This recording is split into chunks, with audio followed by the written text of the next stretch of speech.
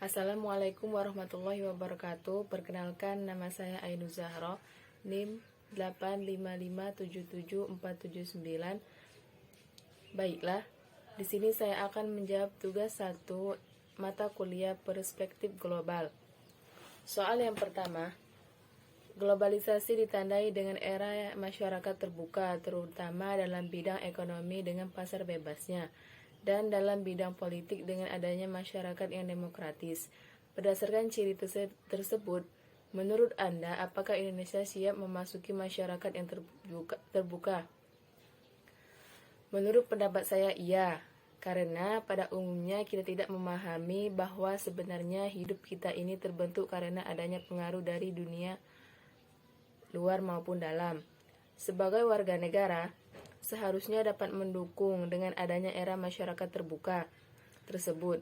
Seperti yang dapat dilihat dari segi pendidikan, dalam era globalisasi, sebagai mahasiswa dapat mengubah sikap dan pandangan yang lebih luas, serta memiliki wawasan yang lebih tinggi untuk memahami perspektif global. Sebagai contoh, melalui pendidikan global dapat menawarkan suatu makna di mana manusia dihubungkan, baik suku maupun bangsa, dan batas negara tidak menjadi penghalang. Sebagai mahasiswa mempunyai peranan yang penting, seperti adanya kemajuan teknologi, komunikasi dan informasi yang demikian cepat ini dapat melahirkan masyarakat yang terbuka seperti ciri tersebut, memberikan dampak positif dalam peran individu kepada hak dan kewajiban manusia, sehingga mempunyai kesempatan yang sama untuk mengembangkan potensinya demi mencapai kemajuan bangsa. Soal yang kedua, ditinjau dari perspektif global, penerapan dan pemanfaatan iptek dalam kegiatan ekonomi untuk mengolah sumber daya alam menimbulkan dilema. Dilema apa saja yang terjadi menurut kalian? Menurut saya, dilema yang dihadapi yaitu 1. Kurangnya ketersediaan dalam pemanfaatan teknologi yang terbatas, seperti dalam pengolahan sumber daya alam, contohnya tumbuhan dan hewan. Yang kedua, terjadinya kerusakan sumber daya alam di dalam ekosistem, karena kekeliruan dalam pengelolaannya sehingga mengalami kerusakan yang disebabkan terjadinya perubahan besar, contohnya kerusakan hutan, daerah aliran sungai, kerusakan lahan, pencemaran udara, dan kemacetan lalu lintas. Dan untuk yang ketiga, masalah lingkungan sekitar yang memperlihatkan tidak terkendalinya polusi dari pencemaran lingkungan akibat banyak zat-zat buangan dari limbah industri.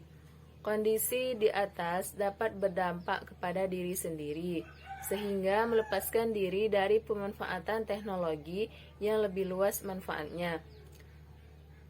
Dari keresahan tersebut, seharusnya kita mampu mengembangkan peranata sosial dalam mengendalikan iptek sesuai asas keseimbangan dan kelestarian. Untuk soal yang ketiga, saling ketergantungan antar negara dan antar bangsa dalam berbagai aspek kehidupan,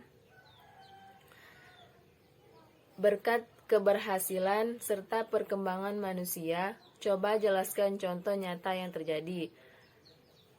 Jawabannya, hal nyata yang terjadi berdasarkan perspektif global dari visi politik, yaitu stabilitas dan kemajuan politik Indonesia, khususnya politik luar negeri yang bebas aktif sehingga berpengaruh terhadap kondisi politik global, dan menjadikan Indonesia sebagai negara yang diperhitungkan dalam percaturan politik dunia oleh negara besar.